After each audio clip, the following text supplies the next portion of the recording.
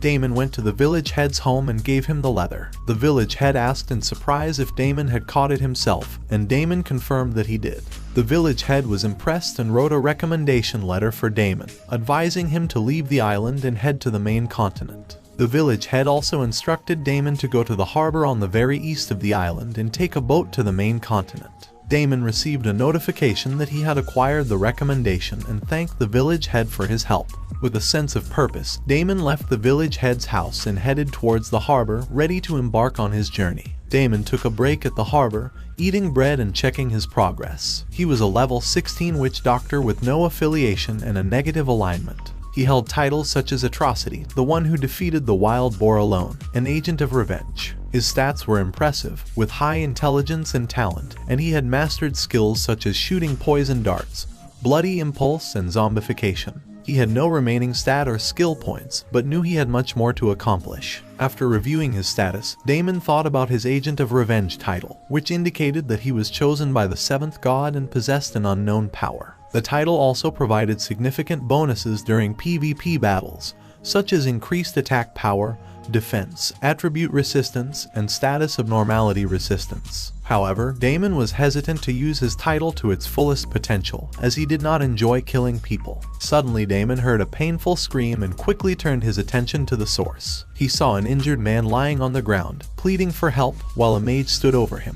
The mage appeared to be punishing the man for some sort of transgression, and Damon couldn't help but wonder if they were killer mages. Killer mages were the mages who used their overwhelming power in the beginning of the game to go around and do player killing. The killer mage continued to speak to the injured man, threatening him and demanding payment. Damon could tell that the mage was the leader of the group, as he had managed to block off the wharf with just 20 people. Despite the situation, the killer mage tried to justify their actions, claiming that they weren't bad people. In the middle of a crowded audience, a foreigner seemed to be displeased by how things were unfolding.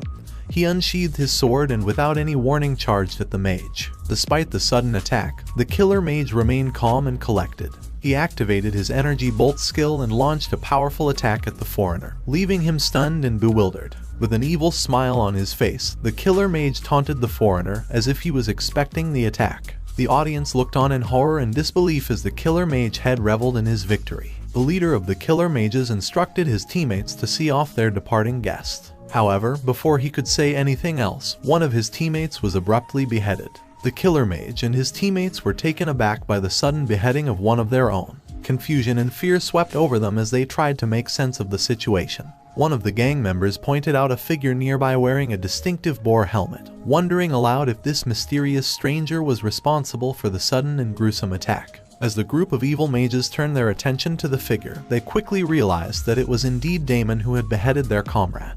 The sight of the boar helmet and the aura of menace emanating from Damon sent a chill down their spines. The leader of the killer mages tried to act tough, asking who Damon was, but his confidence quickly faded as Damon demanded payment for their lives. With a menacing expression, Damon gave the group a mere 10 seconds to pay up, warning them that it was their only chance to survive.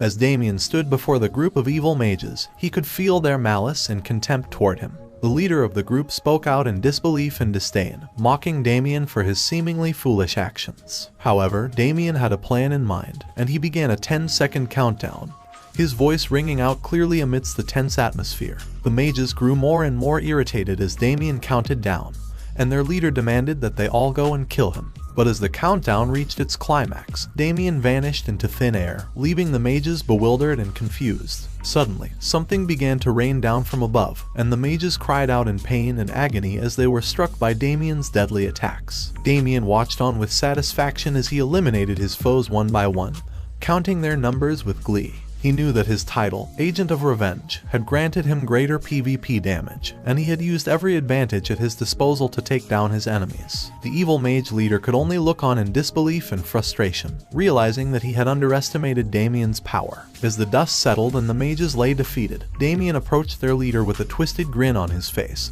holding a corrupted elixir in his hand.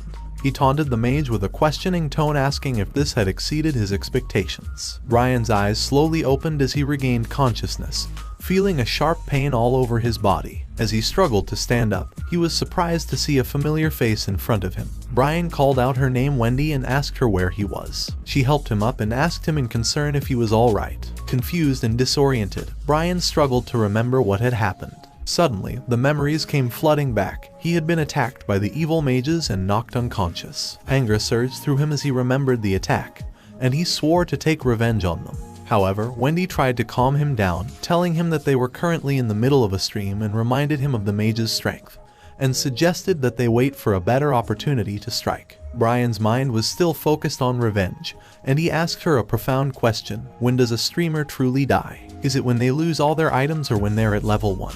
He answered his own question, saying that a streamer truly dies when they decide not to play anymore. With his resolve steeled, Brian swore to crush the evil mages and avenge his defeat. But Wendy and Brain were caught off guard by a sudden explosion, causing them to turn their heads in the direction of the commotion. To their surprise, they saw a group of evil mages running through the midst of explosions, with Damien trailing behind them, mercilessly slaughtering each one in turn. Damien counted the number of enemies he had killed so far, laughing menacingly as he did so. The evil mage leader watched in fear and shock as Damien demonstrated an unprecedented level of control and power. He ordered his teammates to cast their spells and use up their reserved mana. The mage leader himself also began casting spells, determined to take down Damien. Damien looked at the group of evil mages and decided to use his bloody impulse again.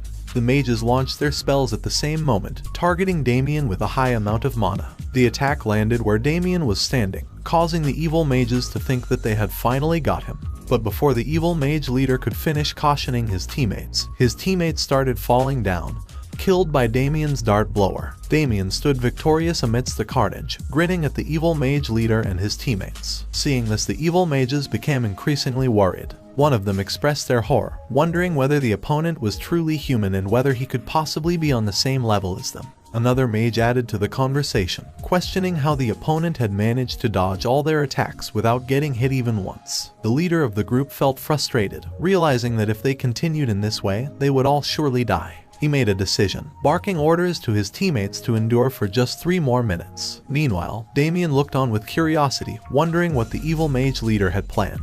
Suddenly, the leader began to cast a spell, muttering under his breath that he would turn Damien into a fried skewer with lightning. Brian on the other side sat glued to his notification screen, his eyes darting back and forth between the comments flooding his live stream.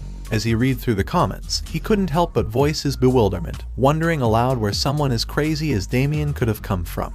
Despite his doubts, Brian still found himself cheering on the tank boy, urging him to keep fighting.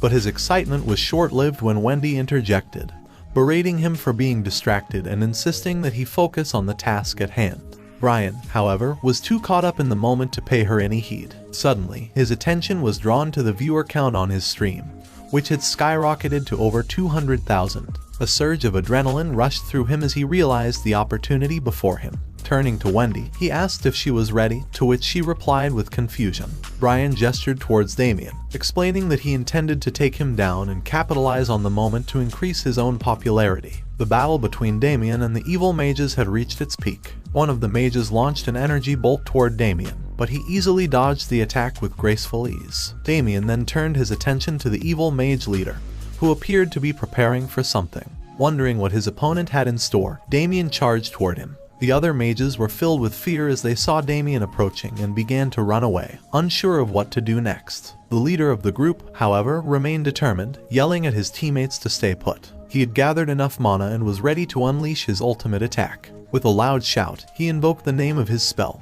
calling forth a powerful lightning strike that covered the entire area around Damien. As Damien was hit by the lightning and fell to the ground, Brian and Wendy looked on in shock. The evil mage leader, who had exhausted all his mana with his final blow, had a smile of satisfaction on his face as he declared victory. His teammates congratulated him on his success, calling out his name Park Mandu, but their celebration was suddenly interrupted by a sharp sound. One of the mages who had been praising the leader suddenly had his head cut off. The group was startled and the leader looked in the direction of the sound, fear evident in his eyes. He muttered in disbelief that it was impossible, and then he saw Damien standing there. With a confident smile, Damien asked the leader what he meant by impossible. The leader was taken aback by Damien's sudden appearance, and Damien praised him for being smart and having good sense. As the mage leader attempted to cast a spell, his arms were swiftly sliced off by Damien. The leader writhed in pain, yelling out in agony as he fell to the ground. Damien stood over him, declaring that he believed in paying back kindness 100-fold and taking revenge with 1,000 times more force. This was his creed. Tears streamed down the mage leader's face as he begged Damien not to come any closer, and only a loud cry echoed through that area. Brian, who had been planning to attack Damien, was stunned by the gruesome scene before him. Wendy could not bear to watch and turned away, exclaiming her disbelief. Brian looked at the beaten mage leader and questioned if this was too much, realizing that Damien was truly evil. The mage leader pleaded for mercy, apologizing for his actions. Damien poured an elixir over him, which started to heal his wounds. Damien then started pounding on the mage once again, stating that it would feel even better to beat him up after healing him. Finally, after a long and grueling fight, looking down at the lifeless body of the evil mage leader, with a deep breath, he declared that it took a while. Damien heard a series of notifications and looked down at the dead mage, wondering why he had decided to engage in a fight that he knew he couldn't win.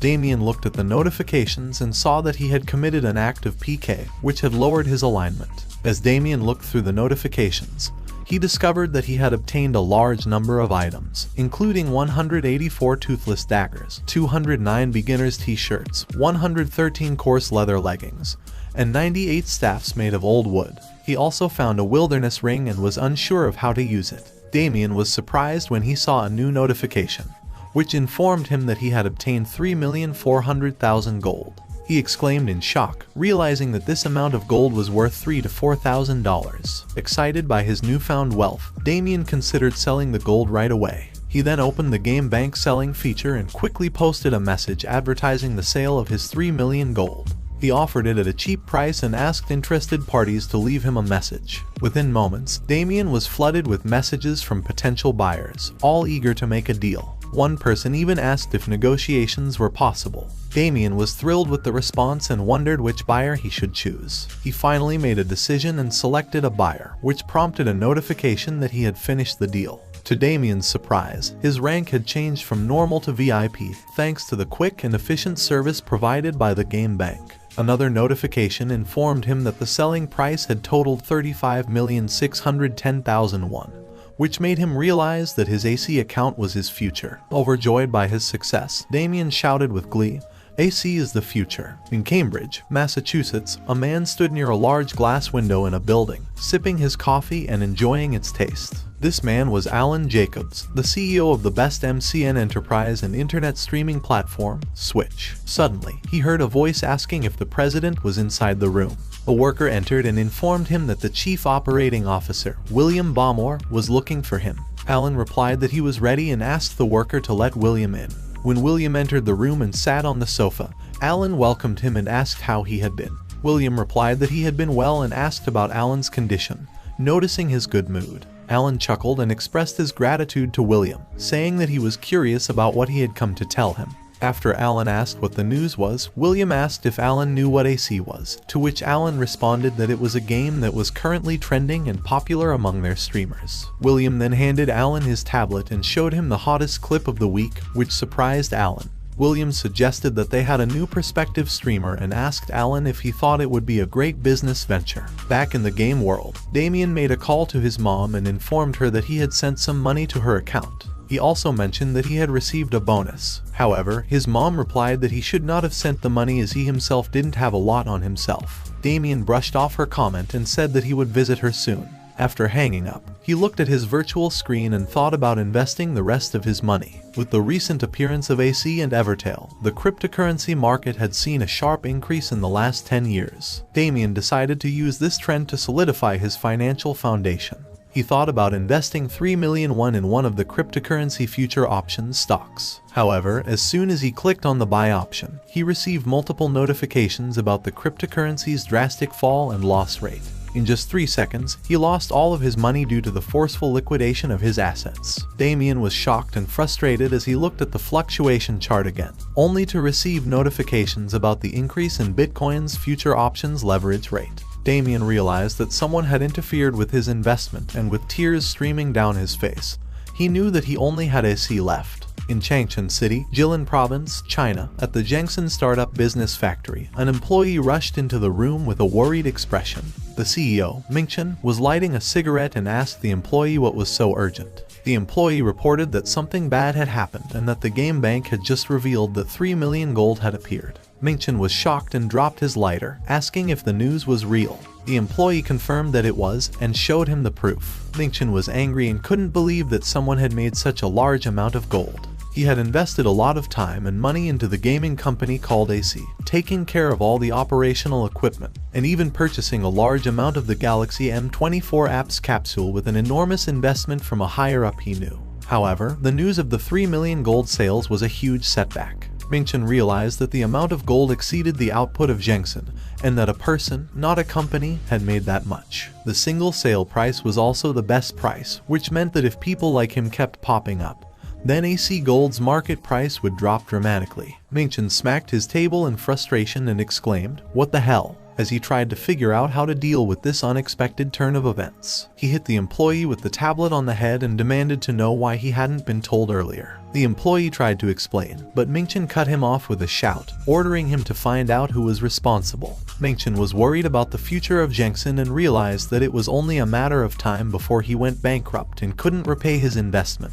He then ordered the employee to find out who the hell this bastard was, and the employee ran out to fulfill his boss's orders. Damien lay on a boat that had already sailed, thinking back to the island he had just left. It was filled with many twists and turns, but thanks to a guy named Park Mandu, he acquired a lot of valuable materials. Damien opened his inventory and contemplated disassembling some items. After a successful item disassembly, he was pleased to find that he had acquired 8 low-grade iron. With this much material, he realized he could make more money than other users who were still on the island. His efforts had also paid off in terms of experience points, as he had gained multiple levels and reached level 20. Damien thought about how the effect of atrocity had helped him level up a lot and decided to take a look at his status. He was a witch doctor with no affiliation and very low alignment. He had the title of Atrocity, the one who defeated the Wild Boar alone and the Agent of Revenge. His stats were impressive, especially intelligence, which was above 50, and with strength, HP, agility, talent, and luck being over 10. Damien had no stat points remaining, but he was satisfied with his progress. Damien pondered over his current skill set, wondering whether he should invest in any other skills. He opened the skill window to take a look at his options. Among the skills listed were Shooting of Poison Darts, Control the Dead, Bloody Impulse, Corrupted Elixir, Voodoo Doll, and Zombification. He read the description of Bloody Impulse, which had already been invested in and reached level 5. It had an attribute of blood and could increase a target's attack and movement speed by 100% for 100 seconds while consuming 1% of the target's stamina per second. He then moved on to Corrupted Elixir, which had also been invested in, and reached level 3. It had an attribute of poison and allowed him to throw a special elixir that would inflict 90% physical damage. Once hit, the target would also suffer 140% magic damage for 330 seconds, while their defense decreased by 20%. Lastly, Damien examined Control the Dead, which had an attribute of summoning and allowed him to summon applicable dead monsters at 50% of their stats. The number of summons would be proportionate to his magic power. He also looked at Voodoo Doll, which had the attribute of a curse and required him to consume an item and curse his target. Every time he stabbed the doll, his target's stamina would drop by 1%. Damien wasn't particularly impressed with these skills, especially Control the Dead, which could only summon weaker monsters such as chicks or chickens. Voodoo Doll also seemed impractical, as he would need to carry a doll item around. Nevertheless, he knew that these skills might come in handy one day. Suddenly, a notification popped up, breaking his train of thought. It informed him that information about a new location had been updated. Damien looked ahead with a smile, realizing that he was finally going to a new location. The notification also informed him that the world map had been updated. Damien looked at the view and couldn't wait to start his journey in the main continent. The ship's captain bid farewell to Damien, and Damien replied with a thank you and looked ahead, taking in the familiar view. He recognized that the location he was at was one of the most lively kingdoms on the eastern part of the Arcia continent, the center of the eastern side, Terra. As Damien walked, he saw many public notifications from other players requesting to team up for quests, grinding, and recruitments. He thought to himself that it was just as he remembered. Even though there were so many people, there was no one who had noticed his disposition. Damien then saw 3 people standing in the middle of the street, shouting out that they were recruiting people who wanted to raid a dungeon right now. They also mentioned that they treated healers favorably and were looking for temporary mercenaries for 1 week. They would provide meals and lodging. Damien commented that guild recruitment was also the same. But suddenly he changed his thoughts and started looking for the place he had been searching. Finally, he spotted the familiar sign that marked the entrance to the Adventurers Guild. Pushing his way through the throngs of people, he made his way to the front desk where several others were discussing their schedules and requests. Realizing that he was running out of time, Damien squeezed past them, as he had no time to waste if he wanted to make his application today. The manager of the Adventurers Guild in Terra Kingdom, Hatson, called out to Maria and asked her to bring him all the adventurer applications from that day. Maria saluted and replied with an affirmative answer. While Hatson was busy, Damien called out to him with a greeting. Hatson looked a little frustrated at first, but Damien continued and confidently stated that he would like to get a license. Hatson was visibly happy when Damien called him by his name and remarked that he looked like a new adventurer with good eyes who had taken the time to research him. Damien replied that he should be at least that aware if he wanted to be a mercenary. Hatson agreed with him and thought to himself about the Adventurers Guild, its branches throughout the Arcia continent, and how it was a facility that all NPCs and adventurers utilized. He also noted that there were some people who paid to make requests, and others who did the requests to make money. The Adventurers Guild's main job was to mediate between the two parties, but there weren't many people who utilized this feature properly. However, Hatson thought that Damien was quite quick to catch on. Hatson then confirmed with Damien that a license was needed to do that sort of work. Damien replied that he had heard as much. Hatson then asked if Damien wanted to apply right away, to which Damien replied with an enthusiastic yes. Hatson explained to Damien that in order to become an adventurer, one needs to take a simple test that involves 10 stages in an arena behind the lobby. Depending on the stage you pass, you will be assigned a tier. Damien asked if Hatson thought that he should come back after preparing himself if he wanted a high grade, and Hatson confirmed that it is normal to take a couple of days to prepare. However, Damien surprised Hatson by insisting on taking the test right away, saying that he didn't think there would be much of a difference after preparation. Hatson warned him that the test would be difficult to prepare for, but Damien was confident in his skills and insisted on taking the test immediately. Hatson was impressed by Damien's confidence and led him to the arena. As Damien walked, a notification popped up in front of him, detailing the Adventurers Guild License Exam quest, which required him to prove his skills by passing the exam.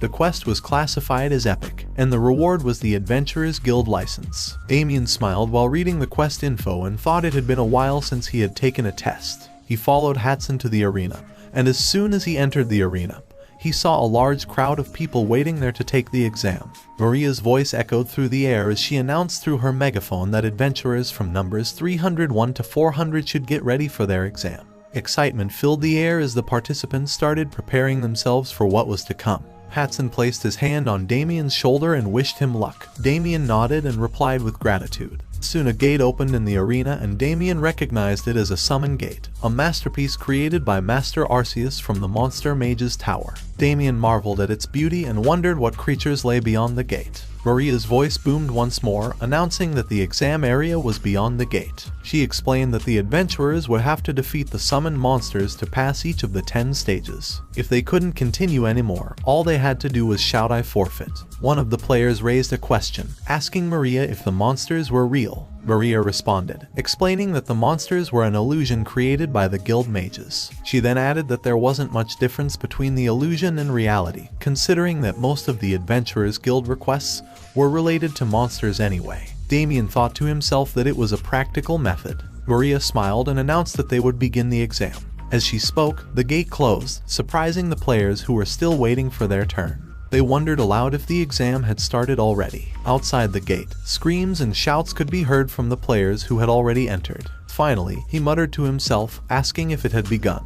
Voices could be heard from inside the gate, shouting and commanding the players to kill the monsters. The players waiting for their turn were shocked and worried by what they heard. They wondered if it was dangerous to enter the summon gate. Maria reassured everyone that it was just an illusion and there was no need to be scared. She then announced that it was time for the next batch of participants, numbers 401 to 500, to get ready for the exam.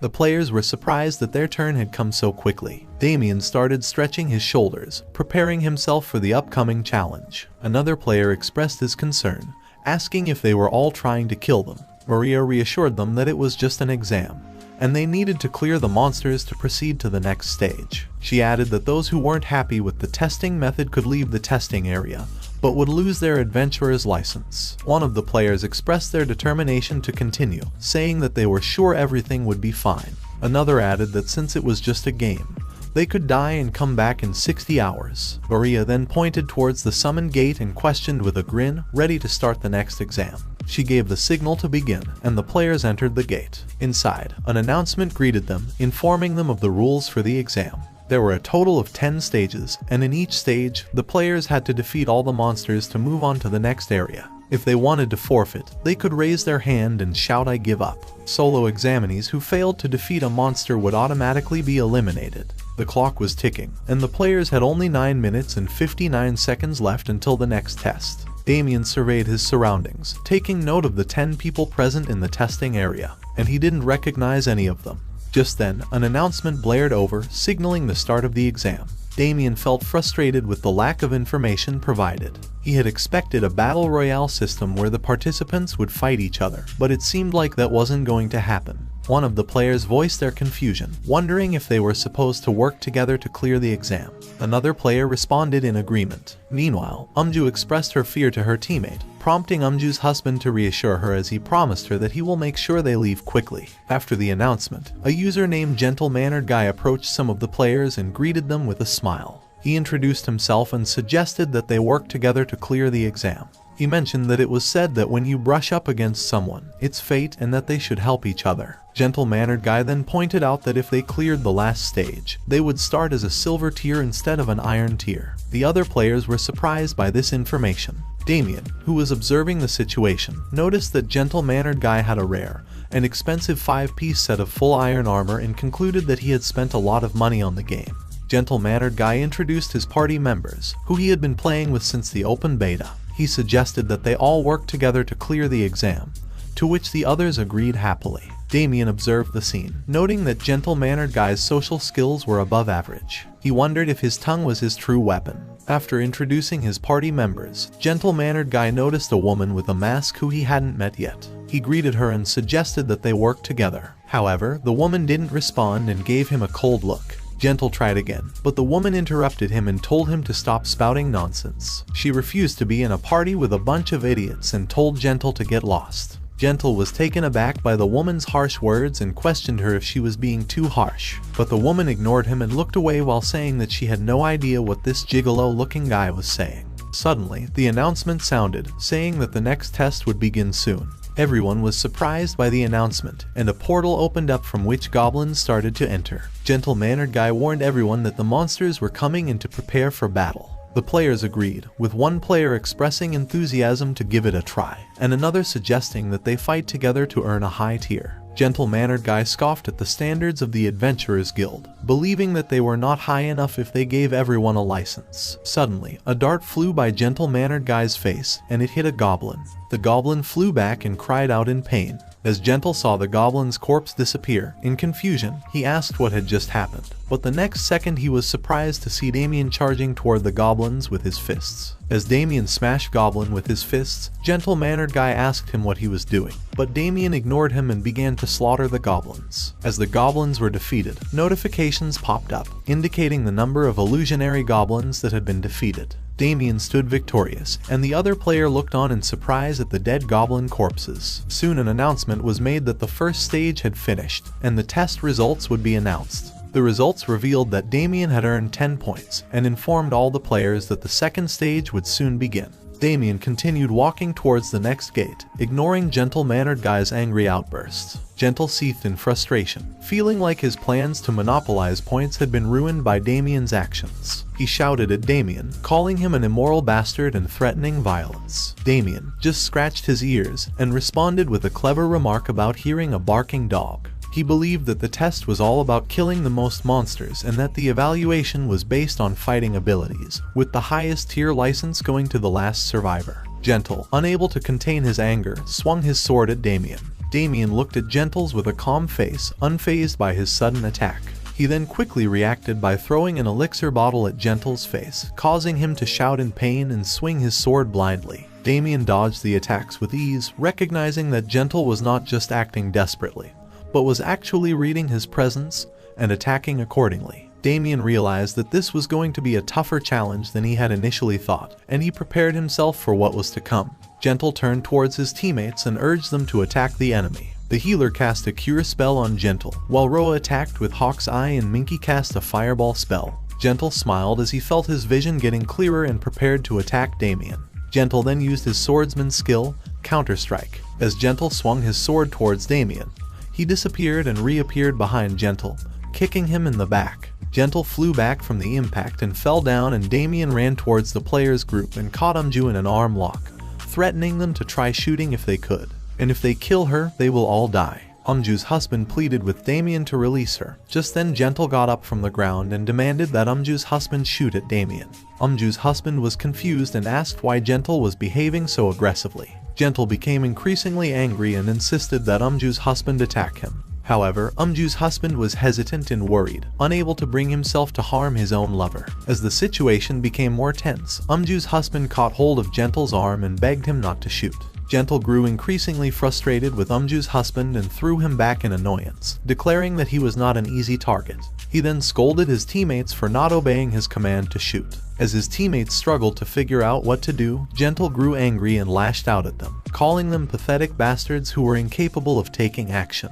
In a fit of rage, Gentle swung his knife at Umju's husband, causing Umju to cry out in alarm.